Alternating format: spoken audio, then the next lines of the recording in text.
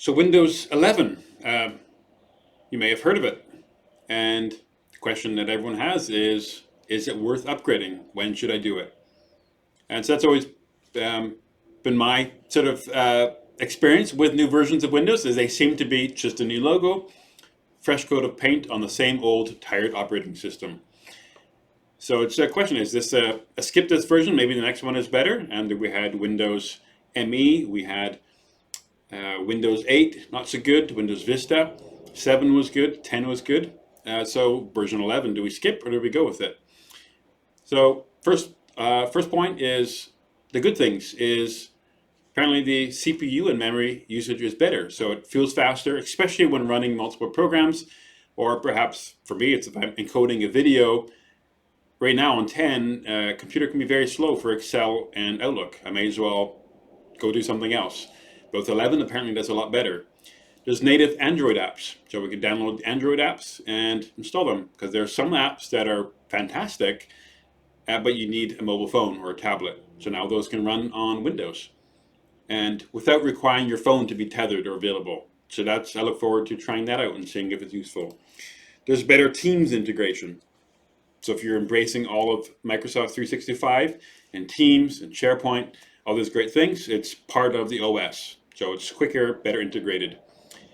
And then fourth thing that's I think useful is multi-monitor and big screen. So if you've got lots of screens, 2, 3, 4, 5 monitors, like some of my guys, like I won't mention names, but lots of monitors, they collect lots of them, or big screens. I've seen people with these big 30, 40, 50-inch screens and tiling them up and having multiple sections on there. And Windows 11 will help with that. So you don't need any third-party add-ins to manage all that real estate.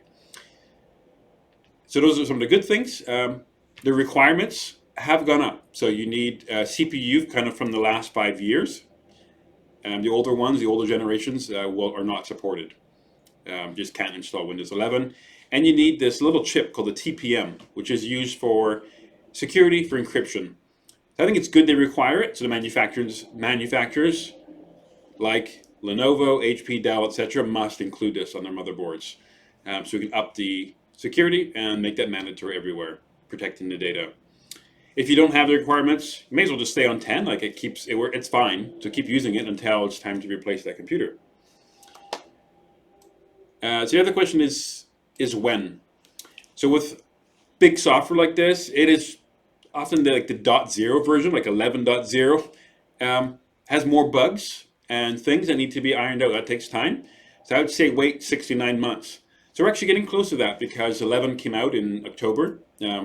So I think in the next few months, it may make sense to hit the upgrade and go for it. There's been some big changes, like the taskbar, instead of being in the left, by default, like your start menu will be in the middle of the screen, like OS X has done for many years, Mac OS. Apparently there are some options to move that back to classic. Some of those options don't come out right away, so they come out over time as Microsoft gets feedback.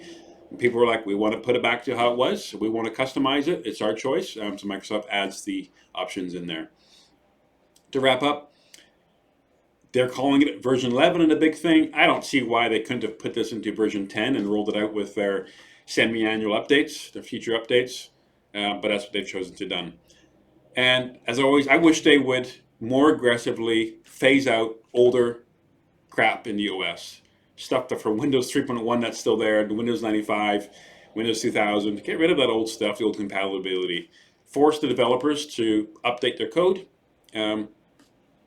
to keep up with the times. Just more secure, less memory, faster to install, easier to use.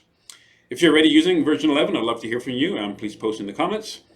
And if you want to know more about how to upgrade, how to control that, the settings and so on, reach out and we can give more specific, appropriate advice. I hope this was useful.